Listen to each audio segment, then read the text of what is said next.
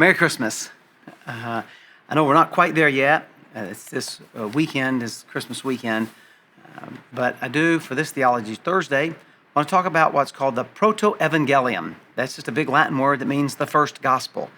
And in Genesis chapter 3, we read about Adam and Eve eating from the no-no tree, sin enters into our world, and then God comes and walks in the cool of the day, and you can read all the details.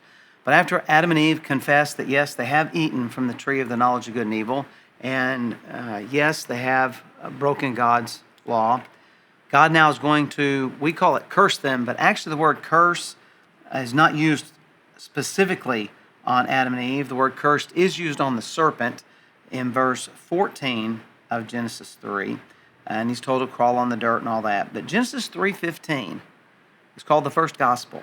And here's what the text says. I will put enmity between you and the woman, and between your offspring and her offspring. He shall bruise your head, and you will bruise his heel. So this is God speaking to the serpent, and he says to the serpent, there's going to be conflict between you. It's interesting, between you and the woman, because she's the one that he spoke to, is probably the reason. But the next phrase is very important. Between your offspring and her offspring. Literally, it's the Hebrew word for seed. So the Old Testament is written in an agricultural society. People lived on the family farm. That's what they did for a living, was they farmed. So there's a lot of agricultural imagery and allusions throughout the entirety of the Bible, and particularly in the Old Testament. So because that's the world they lived in, they kind of viewed all of life in agricultural terminology. So the idea was that the womb of the woman was the field, and that the man would plant his seed in the field. And then, have you ever wondered why the Bible talks about the fruit of the womb?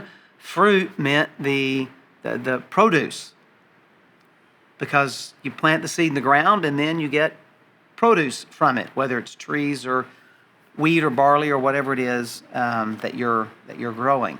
And so they use those same terms to describe, because it appeared to be the same sort of way. Man produces the seed, the woman is the field, and even think about it, we talk about fertility. A woman is fertile or infertile. That's all agricultural terminology that comes, believe it or not, out of the Old Testament and has made its way into Western culture because of that. That's the idea. And so when he says here, between your seed, your offspring, and her seed, a woman doesn't have seed. That the man contributes the seed, the woman contributes the field, for lack of a better description.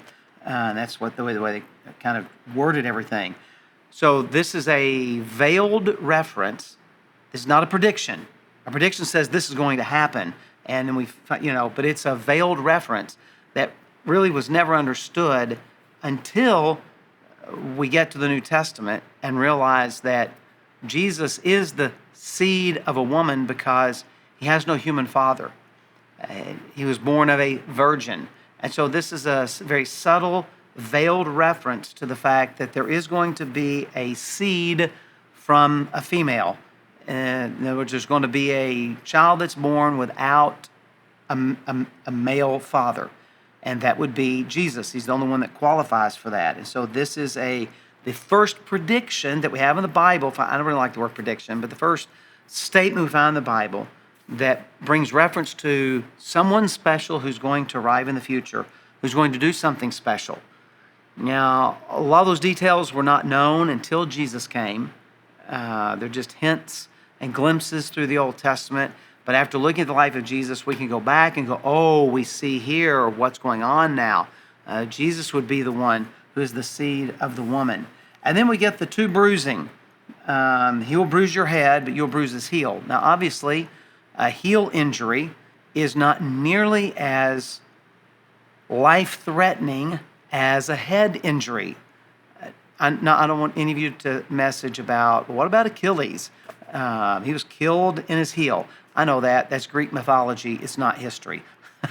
It's just a made-up story. The reality is, heel injuries are not life-threatening. Head injuries can be and are oftentimes fatal.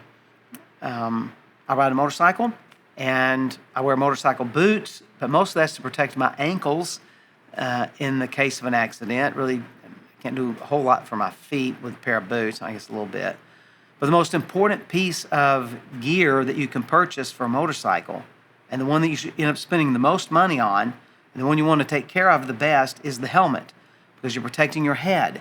If I'm in a crash and I break an arm, we can set it and put it in a cast or even have surgery. But if I'm involved in a motorcycle accident and I don't have a good helmet, or I'm not wearing a helmet, the chances of survival are extremely slim, and a serious brain injury obviously is going to alter the entire rest of my life. And so your head is very, very important.